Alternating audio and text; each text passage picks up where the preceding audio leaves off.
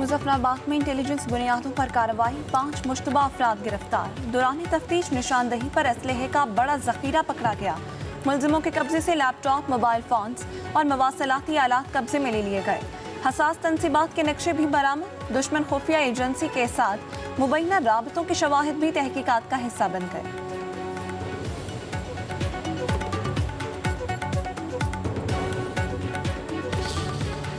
आज़ाद कश्मीर और गिलगित बल्तिस्तान के अवाम और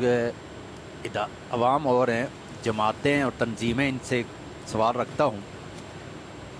आज़ाद कश्मीर में जो इस वक्त सूरत हाल बन गई है, उस पर मैं आपसे अर्ज़ करूँ कि आप क्या समझते हैं कि जो हुकूमत ने 9 जून की कॉल थी और इन्होंने 4 दिन पहले ही लोगों के ऊपर गोलियां मारना शुरू की, अभी तो लोग एहतजाज के लिए, प्रोटेस्ट के लिए निकले नहीं थे। ये तुम क्या समझते हो? निहत्ते लोगों पर जो हुकूक की, आप कहते हो हुकूक की आड़ में उन्होंने क्या करना था भाई? यही ना, आपसे आज़ादी लेनी थी। फितना अल-ख्वारिज, भारत और कलदम अवामी एक्शन कमेटी का गठजोड़ बेनकाब। अफगानिस्तान में फितना अल-ख्वारिज और भारतीय खुफिया एजेंसी रॉ के लिए सरगर्म। खारिजी शहजाद के कलदम एक्शन कमेटी से रवाबित मंजर आम पर। खारिजी शहजाद की अपने वीडियो पैगाम में भारतीय तहरीर करदा बयानिया पढ़कर कलदम जॉइंट अवामी एक्शन कमेटी को हिदायत।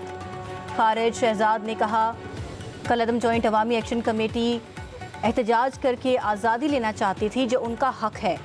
खारिज शहजाद ने कहा कि कलदम तंजीम के रहनुमा से ऑडियो कॉल भी मंजर आम पर आ गई। खारिजी शहजाद आज़ाद कश्मीर में शरपसंदी के लिए कारकुनान को जमा करने की तरगीब दे रहा है।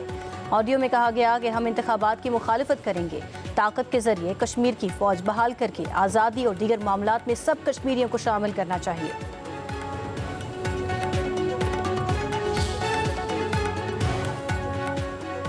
कलदम जॉइंट अवामी एक्शन कमेटी की एहतजाजी कॉल मुस्तरद। आज़ाद कश्मीर में मामूलात ज़िंदगी रवां दवा।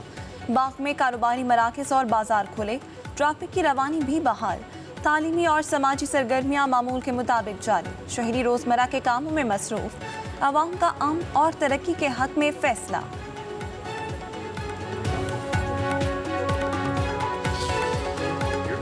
सारी हम कारोबार करते हैं, पूरा शहर खुला है, काफी सेंटर भी खुला है, उसके इर्द गिर्द जितने इलाके हैं सब खुले हैं। कारोबार से तो गरीब आदमी पे बड़ा असर पड़ेगा। दिहाड़ीदार है, तनख्वाहदार है, वो तो बेचारा पिछेगा। बिल्कुल लॉकडाउन नहीं होना चाहिए। मीरपुर आज़ाद कश्मीर में जो कारोबार ज़िंदगी है वो मामूल पर है। तमाम बाजार खुले हुए हैं और अगले 2 दिन के बाद जिस तरह जॉइंट अवामी एक्शन कमेटी की जानब से कॉल दी गई है, तो कोशिश यही करनी चाहिए कि इससे आज़ाद कश्मीर का जो निज़ाम है वो खासा डिस्टर्ब होगा। काफ़ी सेंटर सारा खुला हुआ है, माशाल्लाह निज़ाम चल रहा है, कारोबार चल रहा है, कस्टमर आ रहे हैं, तो कोई दुकान इधर वैसे नहीं बंद हुई है। सारा मार्केट खुली हुई है, पूरा मेरे को खुला हुआ है। आज़ाद कश्मीर के अवाम का कलदम जॉइंट अवामी एक्शन कमेटी के एहतजाज का हिस्सा बनने से इनकार। मीरपुर के मकीनों का कहना है, लॉकडाउन से कारोबार मुतासिर और दिहाड़ीदार तबका पिस जाएगा। एहतजाज पुरतशद्दुद हुआ तो दुश्मन फ़ायदा उठाएगा। लॉकडाउन मसाइल का हल नहीं। कलदम एक्शन कमेटी अपने मुतालबात के लिए मेज़ पर आकर बात करे। पाकिस्तान और कश्मीर एक दूसरे से जुदा नहीं हो सकते। शरपसंदी की इजाज़त नहीं दी जाएगी।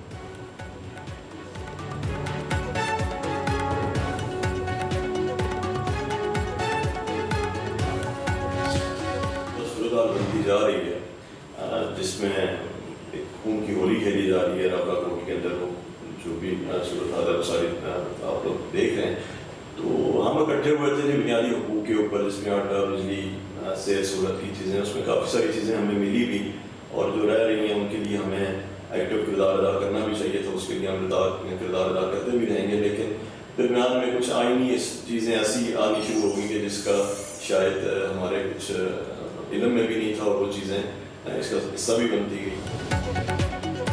कलदम जॉइंट अवामी एक्शन कमेटी के अहम रुकन सैयद फैसल गिलानी का नाम नेहाद तहरीक से मुकम्मल लाताल्लुकी का ऐलान।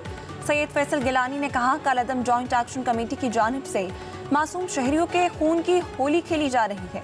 हम कलदम जॉइंट एक्शन कमेटी का हिस्सा अवामी मफादात के लिए बने थे, लेकिन बदकिस्मती से ये अपने असल रास्ते से भटक गए हैं। आज़ाद कश्मीर के अवाम कलदम जॉइंट अवामी एक्शन कमेटी के पुरतशद्दुद बयानिए को मुस्तरद करके बाशऊर शहरी होने का सबूत दे रहे हैं।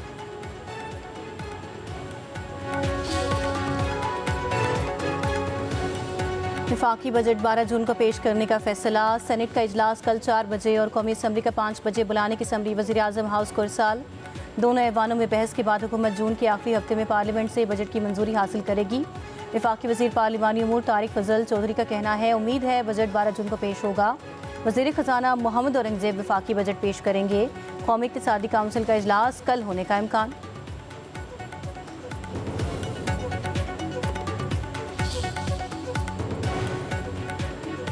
बजट साजिश के लिए मुशावरती अमल आखिरी मराहिल में दाखिल। हुकूमत और पीपल्स पार्टी की तकनीकी कमेटियों के मुज़ाकरात। नायब वज़ीर आज़म इसहाक डार मुज़ाकरात के बाद आज सदर आसिफ अली जरदारी से दोबारा मुलाकात करेंगे। ज़राए के मुताबिक मुलाकात में सूबों से वफाक को फंड्स की फराहमी के तरीक़ाकार पर बातचीत होगी। वफाक ने सूबों से 1700 अरब रुपए मांग रखे हैं। बजट में 1000 अरब रुपए के नए टैक्सेस का इम्कान। पेट्रोलियम मसनूआत पर FED, स्टील सेक्टर के लिए फिक्स सेल्स टैक्स निज़ाम लाने की तजवीज़।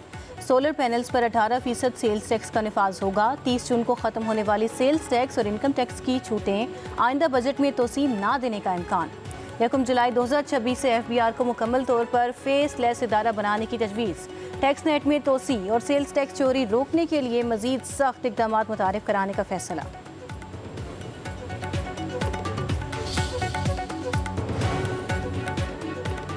खसारे का शिकार रियासती मलकियती इदारों की निजकारी हमारी तरजीह है।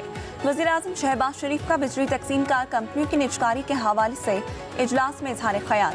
वज़ीर आज़म का बिजली तकसीम कार कंपनियों की निजकारी का अमल तेज़ करने का हुक्म।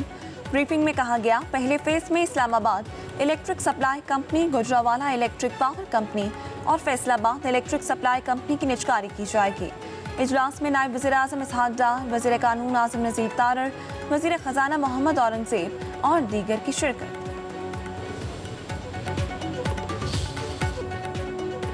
लबनान की मुसल्लह अफ़वाज के सरबराह का GHQ का दौरा। फील्ड मार्शल से मुलाकात। इलाकाई सिक्योरिटी, दिफाई ताउन और दो तरफ़ा अस्करी ताल्लुकात पर तबादला ख्याल। लबनानी आर्मी चीफ की पाकिस्तान की मुसल्लह अफ़वाज की पेशेवराना सलाहियतों की तारीफ। पाकिस्तान और लबनान की अफ़वाज के दरमियान पेशेवराना ताउन बढ़ाने पर इत्तफाक। फील्ड मार्शल आसिम मुनीर का दिफाई ताउन को मज़ीद वसअत देने के अज़म का इजहार। लबनानी फ़ौजी सरबराह का दौरा। दिफाई शराकत दारी के फ़रोग़ का अक्कास।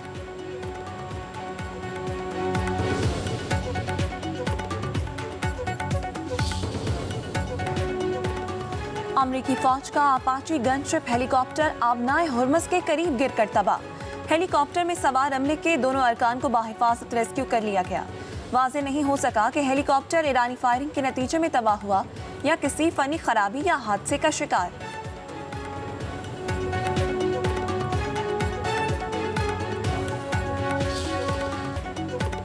गिलगित बल्तिस्तान के 3 हलकों के चंद पोलिंग स्टेशंस पर दोबारा पोलिंग 15 जून को होगी। GBA 8 के 10, GBA 15 का 1 और GBA 16 के 4 पोलिंग स्टेशंस पर रीपोलिंग होगी। GBA 8 से पीपल्स पार्टी, 15 और 16 से आज़ाद उम्मीदवार जीते थे। Chief election commissioner Gilgit Baltistan के मुताबिक उम्मीदवारान की जानिब से इंतखाबी बेज़ाब्तगियों और बेदंतज़ामी के इल्ज़ामात पर रीपोलिंग का फैसला किया गया।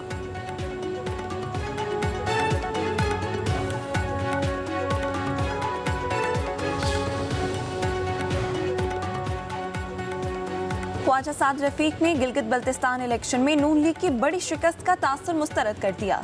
कहते हैं, नून लीग ने 6 नशिस्तें जीती। हमारी हिमायत याफ्ता 2 उम्मीदवार कामयाब हुए। पीपल्स पार्टी की 10 नशिस्तों के सामने 8 नशिस्तों के साथ खड़े हैं। पीपल्स पार्टी के मुकाबले में मुस्लिम लीग नून ने इंतखाबी मुहिम ताखीर से शुरू की। बढ़ती महंगाई ने भी नून लीग की मकबूलियत पर असर डाला। PTI के वोटर्स ने पीपल्स पार्टी को वोट दिया। इस सब के बावजूद 8 नशिस्तें जीत लेना बड़ी कामयाबी है। साद रफीक ने राय दी कि पार्लिमानी निज़ाम चलाने के लिए मुस्लिम लीग नून हुकूमत साजी में पीपल्स पार्टी से ताउन करे, लेकिन वजारत ना ले। गिलगित बल्तिस्तान में मुस्लिम लीग नून और पीपल्स पार्टी की इत्तेहादी हुकूमत बनने का इम्कान। दोनों जमातों की विफाक और सूबों की तर्ज पर तयशुदा फार्मूला लागू करने की तजवीज़। गिलगित बल्तिस्तान में वज़ीर आला पीपल्स पार्टी और गवर्नर मुस्लिम लीग नून का होगा। वज़ारत की तकसीम 60 और 40% फार्मूले के तहत होगी।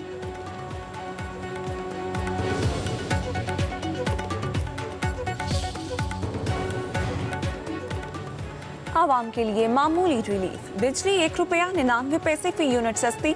नापरा के नोटिफिकेशन के मुताबिक कीमत में कमी जनवरी ता मार्च 2026 की समाही एडजस्टमेंट में की गई। इतलाक जून से अगस्त 2026 तक 3 माह के लिए होगा। समाही एडजस्टमेंट का इतलाक के इलेक्ट्रिक सारिफीन पर भी होगा। बिजली सारिफीन को 67 अरब 17 करोड़ 30 लाख रुपए का रिलीफ मिलेगा।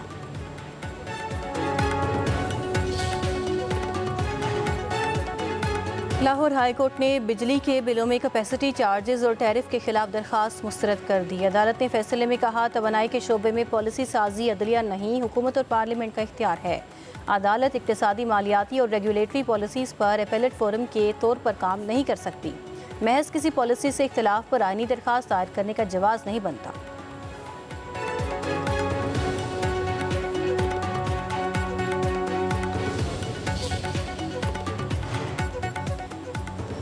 बजट में आम शहरी पर मजीद बोझ डाला जाएगा। हर चीज़ पर टैक्स लगाकर माफियाज को सपोर्ट किया जा रहा है।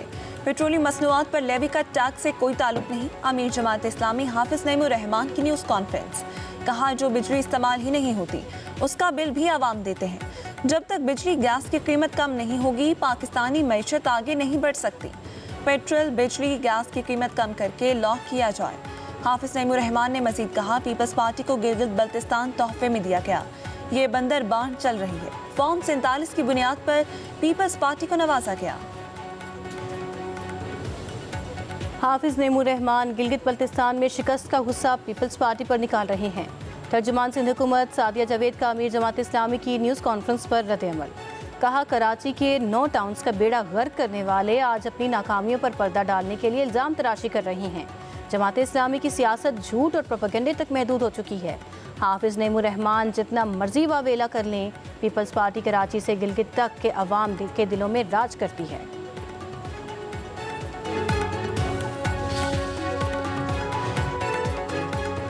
वज़ीर आला पंजाब मरीम नवाज की जेर सदारत वीडियो लिंक के इजलास। सूबे में गंदम और आटे की सूरत हाल का जायजा। तफसीली रिपोर्ट पेश। पास्को से 1 मिलियन मेट्रिक टन गंदम खरीदने का फैसला। वज़ीर आला पंजाब ने मंजूरी दे दी। पंजाब से दूसरे सूबों बिलखुसूस KPK को गंदम की फरहमी रोकने के तहफ़्फ़ुज़ात पर गौर।